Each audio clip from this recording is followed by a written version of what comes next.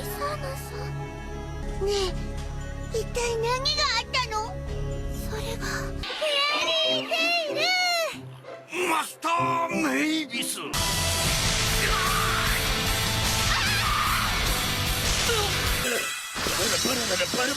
キュス。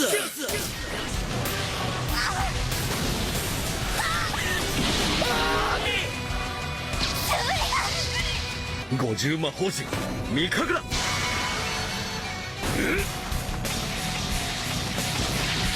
30魔法陣キョス。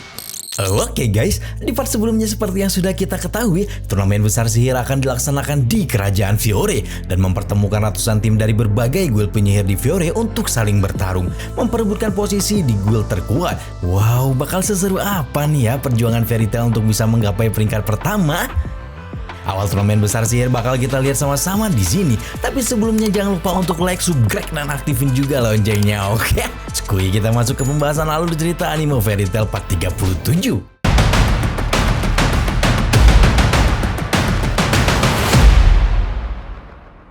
Secara mengejutkan, pada tengah malam itu babak eliminasi turnamen besar sihir telah dimulai ketika mendadak muncul labirin langit yang mengarah menuju pusat arena turnamen. Tim Natsu jadi sedikit panik karena yang bisa mengikuti babak ini adalah tim yang anggota lengkap berjumlah 5 orang. Sedangkan saat ini Wendy tak kunjung pulang. Segera saja Asma menarik mereka semua ke labirin langit dan menggantikan Wendy. Sementara Lisana dan Happy langsung bergerak mencari keberadaan Wendy dengan bantuan anggota lain. Di saat mereka semua sedang mencari jalan yang benar menggunakan kompas, Natsu dan yang lain sempat dibuat kebingungan karena struktur labirin itu terlihat tidak pasti dan bisa mengarah kemanapun.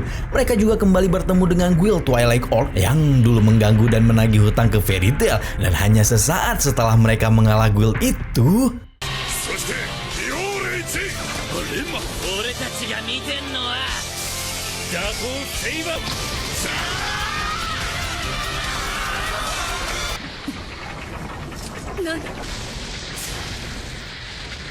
ternyata itulah salah satu cara labirin langit untuk mengeliminasi tim-tim yang ada di sana, yaitu dengan memutar balik arena labirin dan membuat seluruh tim yang terjungkir balik dan jatuh ke arena. Hanya mereka dengan kerjasama yang bagus serta kemampuan yang kuat yang dapat meloloskan diri dari hal itu. Tim Natsu juga akhirnya mendapatkan ide untuk mencuri peta-peta labirin yang dibuat oleh tim lain, dan dengan arahan dari Lucia menggunakan Pixies, arwah zodiak kompasnya mereka pun sampai ke pintu akhir menuju arena turnamen. Walaupun ternyata mereka adalah tim terakhir yang lolos dari babak eliminasi.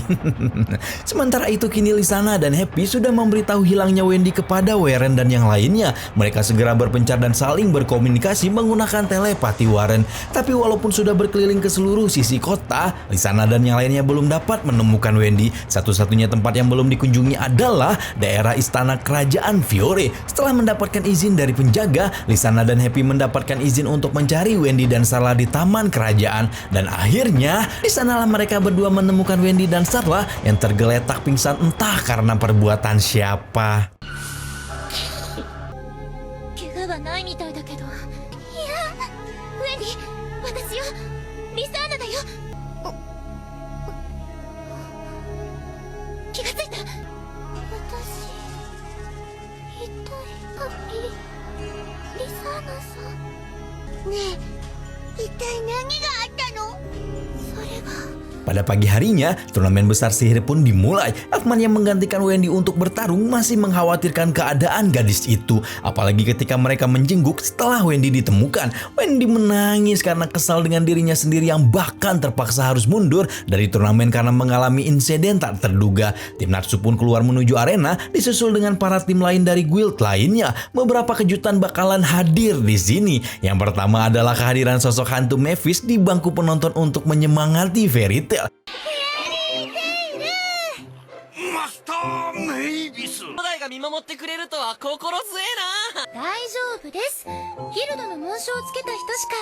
Kejutan kedua datang dari tim guild Reventell yang diyakini merupakan guild kegelapan. Rupanya Reventell kini sudah jadi guild resmi dan berhak mengikuti turnamen besar sihir. Makarov pun merasa kesal karena dia sangat tahu bahwa Ivan, anaknya sekaligus master dari Reventell, akan melakukan apapun untuk bisa menghancurkan Fairy Tail. Di sini juga terungkap bahwa yang menyerang Wendy kemarin adalah anggota Reventell. Kejutan selanjutnya, di mana ternyata tanpa mengatakan apapun pada tim Natsu, Makarov mengirim 2 tim dari Fairy Tail untuk maju ke turnamen. Rupanya memang ada aturan di turnamen sihir yang mengatakan setiap guild boleh mengirim maksimal 2 tim untuk ikut serta. Bahkan Jenal juga ikut di sana sambil menyamar jadi Mistogan untuk bisa mengawasi sihir mencurigakan yang dirasakan dari jarak dekat. Setelah Sabertooth juga keluar dan seluruh tim telah lengkap, kini babak pertama di arena turnamen besar sihir akan segera dimulai. Tema pertama dari turnamen itu adalah bertarung dan bersembunyi. Sebelum dibacakan peraturannya, seluruh tim diharuskan untuk memilih satu anggota mereka yang akan maju di babak pertama.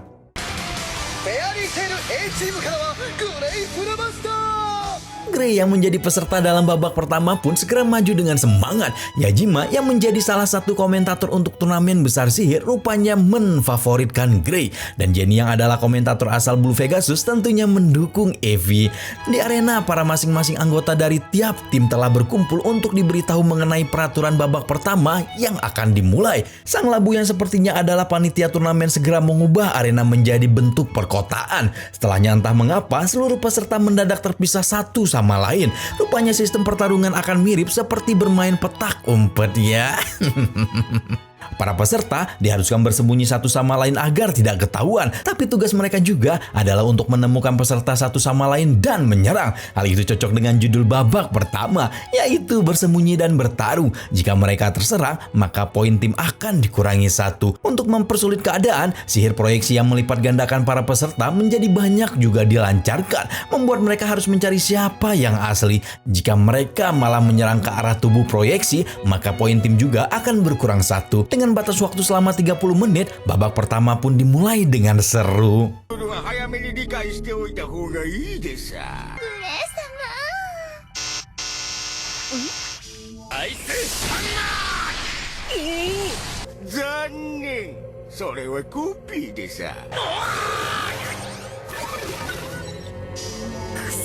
Hal puding yang terus-menerus mengincar Gray kini sementara memperoleh poin terbanyak. Melihat hal itu, Natsu dan yang lain tentu tersadar kalau Reventhle memang sangat ingin menghancurkan Fairy Tail. Babak pertama masih terus berlanjut dan kini Gray dan beberapa peserta lainnya sudah saling bertemu. Di sini, Juvia juga menceritakan saat tim Fairy Tail B dibentuk Makarov. Makarov menjelaskan siapapun yang menang di antara tim A atau tim B, maka tim yang menang bisa memberikan perintah apapun kepada tim yang kalah. Mendengar itu, Gajel dan yang lainnya setuju untuk ikut serta. Gray yang tidak mau kalah bersiap menghadapi Juvia dan begitu pun dengan peserta yang lainnya.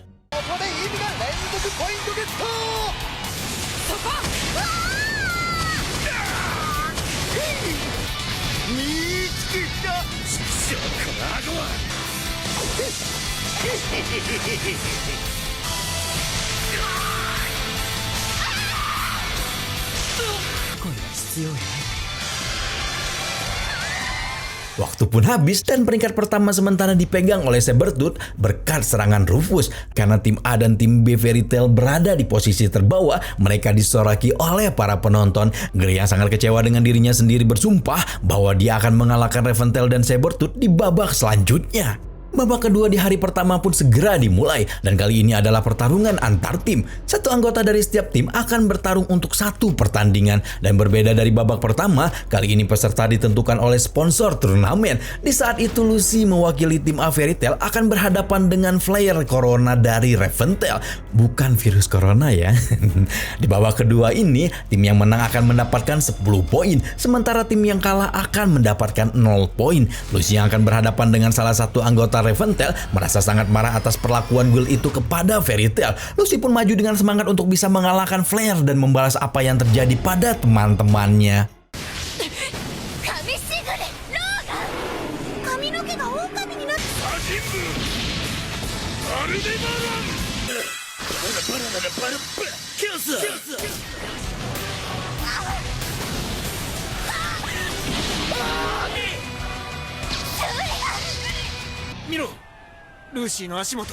Beralih sejenak ke istana kerajaan Fiore, di mana seseorang yang merupakan kapten pasukan penjaga kerajaan berjalan untuk menuju ke arah arena turnamen besar sihir. Sambil membicarakan tentang ekspektasinya mengenai turnamen tahun ini, dia menonton dari kejauhan dan membicarakan tentang seseorang yang menurutnya sudah menjadi lebih kuat. Dan dia pun memanggil nama Zeref.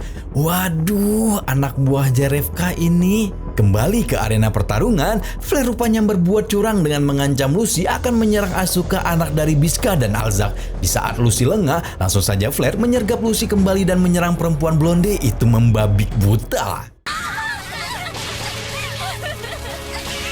ルーシーどうした？さっきまで互角にやり合ってたのに。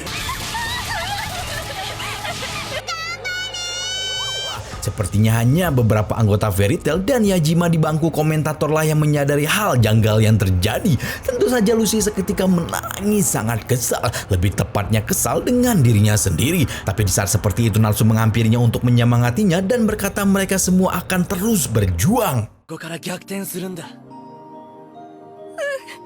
Setelah pertandingan Lucy versus Flare, pertandingan selanjutnya pun berlanjut. Seperti Ren dari Blue Pegasus yang berhadapan dengan Arania Web dari guild bernama Mermaid Hill, di mana seluruh anggota guild itu adalah perempuan. Ren sempat lengah dan diserang Arania saat dirinya mendengar suara kekasihnya, yaitu Seri dari Lamia Scale. Walah, Seri jadinya sama si Ren ternyata.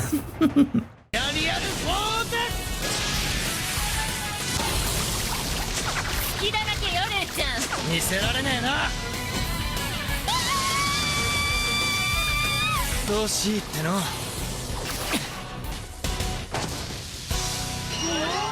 Di saat setelah pertarungan itu, Natsu, Erza, dan Elfman yang sedang menonton di beranda peserta membicarakan tentang kemampuan Blue Pegasus yang meningkat dalam 7 tahun terakhir. Sementara Natsu jadi ingin bertarung melawan Ichiya, Erza malah penasaran dengan anggota Blue Pegasus yang memakai kostum kelinci. Sementara itu di beranda Sabertooth, Rogyu yang sedang menonton bersama Sting mendadak pergi karena merasa pertarungan di babak kedua tidak ada yang menarik. Bagi Rogyu, satu-satunya orang yang menarik perhatiannya adalah Gajel. Oh, jadi Rogyu ini fansnya Gajel ya? Kalau Sting fansnya Natsu kali. Pertarungan ketiga untuk babak kedua di hari pertama dimulai. Dan kali ini adalah Warcry dari guild bernama Quattro Cerberus melawan anggota dari tim Sabertooth yaitu Organa Nagir. Kalau lawannya Sabertooth sih, kita bisa tebak ya siapa yang bakal menang. 涙魔法？どんな魔法なんだ。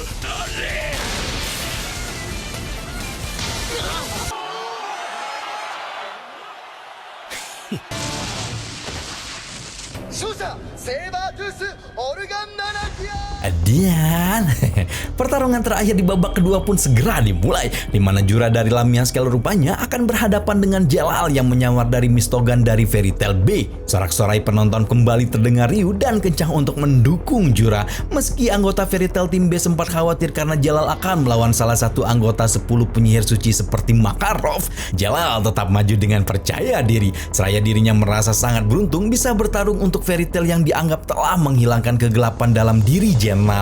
Dan dari jauh terlihat Melody dan Ultir yang khawatir penyamaran Jenal akan terbongkar karena ikut dalam turnamen. 50魔法陣三神楽。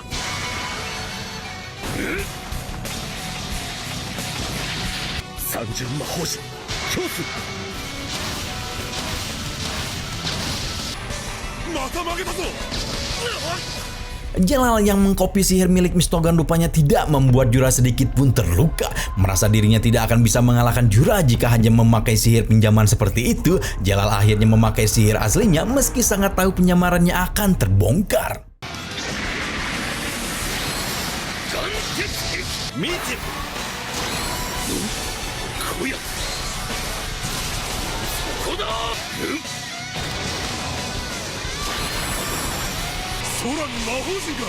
いつの間に。グランシタリオ。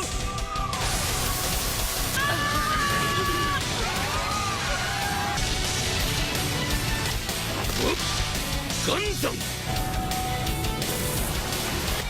なるほど。主の正体。 Melihat sihir Jalal, tentunya Jura langsung sadar identitas asli orang yang sedang dihadapinya sekarang. Dan di sini Jalal yang sangat ingin Fairy Tail menang benar-benar rela jika identitasnya terungkap dan hendak memakai sihir pamungkasnya, membuat Ultir dan Melody yang mengawasi jalannya turnamen dari kamera bola lakrima seketika menjadi semakin panik. Ultir pun tidak punya pilihan lain dan selain menyuruh Melody untuk memakai sihir body link kepada Jalal.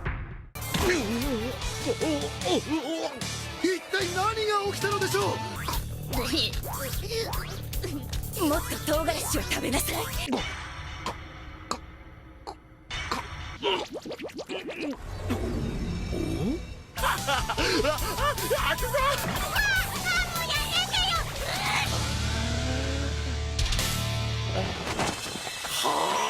Jura pun mendapatkan kemenangan dengan hal kocak yang terjadi kepada Jenal. Semua orang di sana tidak bisa mengerti apa yang terjadi, termasuk Jura yang jadi congok melihat Jelal. Berakhirlah pertandingan di turnamen besar sihir hari pertama, dan karena kekalahan Fairy Tail hari itu, mereka masih mendapatkan posisi terbawah. Jelal pun kembali dengan lemas akibat perbuatan Ultir dan Meldy. Dia pun sekarang hanya bisa terdiam saat ditertawakan semua orang dan diomeli oleh Gajel dan Laksus. Sementara itu Sarla akhirnya terbangun dari tidurnya, tapi itu diakibatkan oleh potongan-potongan bayangan masa depan yang dia dapatkan. Sepertinya akan ada hal mengerikan yang terjadi. Seiring suara Levi yang menjadi bagian bayangan masa depan yang didapatkan Sarla, Levi di bayangan masa depan itu mengatakan bahwa dia menulis sebuah surat yang ditunjukkan untuk Lucy beberapa hari setelah turnamen besar sihir berlangsung. Soal isi suratnya kita belum tahu. Adian, beneran di situ dulu ya. Alur cerita anime Fairy Tail akan bersambung di part selanjutnya. Keseruan turnamen besar sihir sudah terasa bahkan dari babak eliminasi. Ini arc paling keren loh, asli loh. Seperti biasa jangan lupa like, subscribe, dan aktifin juga loncengnya, oke? Buat yang belum aja sih. Seperti biasa Rama di sini pamit. Bye bye.